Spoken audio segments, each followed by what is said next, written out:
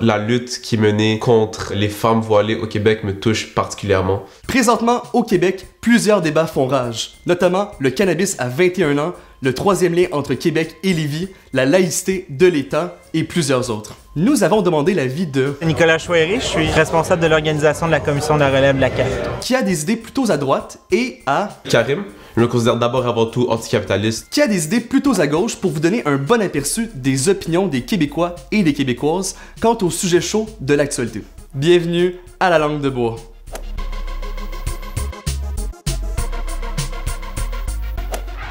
Pour ou contre le projet de laïcité de la CAQ?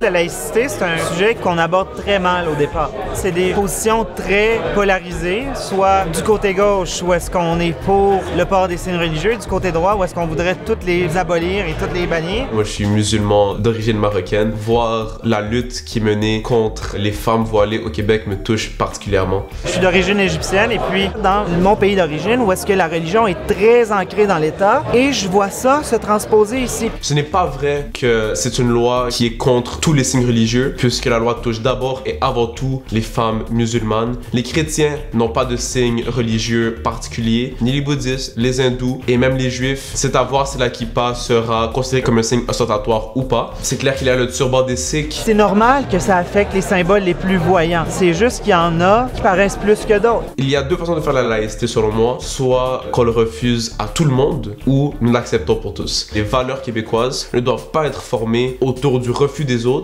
pour s'assurer que les immigrants se sentent québécois et qu'ils n'ont pas mis à part simplement dû à leurs croyances religieuses. En Égypte ou dans tout pays du Moyen-Orient, la religion principale, c'est l'islam. Cette religion-là, elle est politique. C'est que l'État et la religion, c'est une seule chose dans ces pays-là. Il n'y a pas de différenciation entre les deux. Alors, dans certains pays, comme la Libye, comme d'autres, on impose la charia à une population qui n'est pas nécessairement hyper croyante et qui n'est pas nécessairement musulmane. Plusieurs Québécois et Québécoises sont contre le voile parce qu'ils le voient comme un signe d'oppression. Nous ne sommes pas mûrs de refuser à ces femmes de porter le voile, quand dans certains pays musulmans, elles sont forcées de le porter. Si nous voulons nous mettre en opposition, il faut pousser les femmes à avoir le choix. Parce que sinon, nous ne sommes pas meilleurs, nous primons leur liberté et leurs droits. Il y en a ici qui le portent par choix, le voile.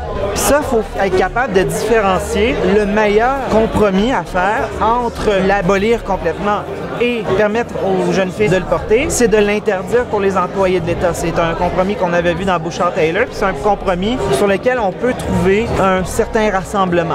Que ce soit des policiers, des employés de l'État ou quoi que ce soit, il n'y a pas un seul député qui a même le droit de choisir ce que quelqu'un d'autre fait de leur corps et de leurs décisions. Dans une société qui se veut démocratique comme au Québec, la religion et l'État doivent être séparés. Ne pas enlever le crucifix à l'Assemblée nationale, je comprends la décision, c'est partie du patrimoine québécois. Toutefois, il est absolument illogique de prôner la laïcité tout en prônant un Québec d'origine chrétienne. C'est comme dire que la chrétienté est bien vue au Québec, mais que les autres religions n'ont pas leur place. L'objectif à la fin, ce n'est pas de cibler une religion en particulier, mais bien d'empêcher un mélange de l'État et de la religion.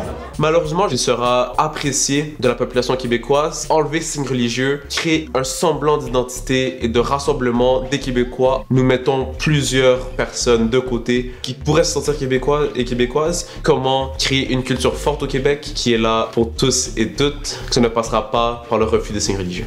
Bref, on vous invite à prendre part au débat, quelle que soit votre opinion à propos des sujets présentés dans cette vidéo. Quant à nous, on va se préparer pour les élections fédérales qui s'en viennent à grands pas parce qu'on veut vous décortiquer l'information pour pas que vous ayez à endurer la fameuse langue de bois de nos chers politiciens.